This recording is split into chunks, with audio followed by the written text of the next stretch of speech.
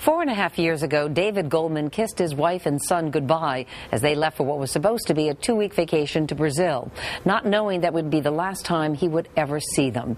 Now he is in the fight of his life to bring his beloved son home, a battle that crosses 2 continents and has pitted David against a very powerful family.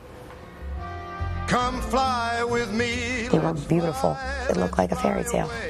Like all good fairy tales, this one has a prince, the handsome international model, and his princess, a beauty from Rio de Janeiro, Brazil. You were head over heels. Yeah, I was. David Goldman was modeling in Milan with the likes of Claudia Schiffer when he fell in love with Bruna Bianchi. They married, settled in New Jersey, and had a little boy named Sean, who became the light of his father's world. What did you guys do together? What didn't we do together? We did everything. Everything a father and son could do and then some. They were inseparable. They had a very, very special bond.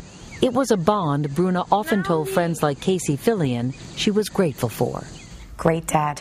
That was all she used to say. He's a wonderful father. But 4.5 years ago, David's storybook life was abruptly torn apart. He dropped his wife and son at the airport for what was supposed to be a 2-week vacation to Brazil, only to get a devastating call. It was a voice. If I didn't know it was her, I wouldn't even recognize it. Our marriage is over. Our love affair is over.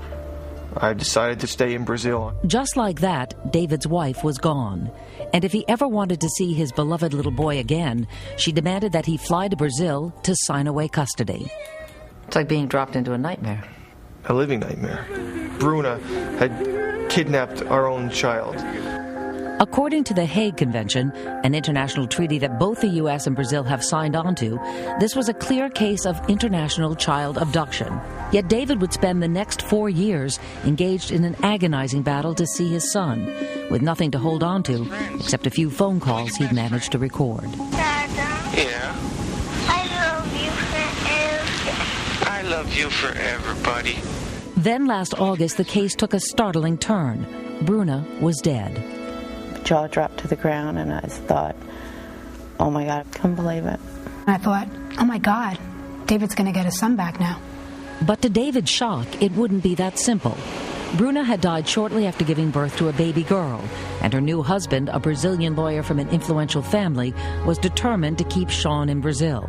He filed for custody of Sean and even tried to get David's name removed from his birth certificate.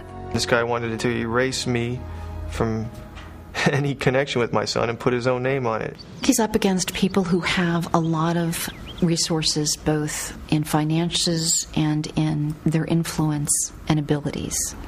Incredibly, David's fight for his own son was about to become more contentious and frightening than ever. And Dateline was with him as he headed back to Brazil. The front desk keeps calling. There's men waiting. They need you to come down here. And I said, I'm not coming down. And you can see more of David's story and find out how the drama unfolded in Brazil during a special Dateline Fighting for Sean. That's tomorrow night at 10, 9 Central, right here on NBC.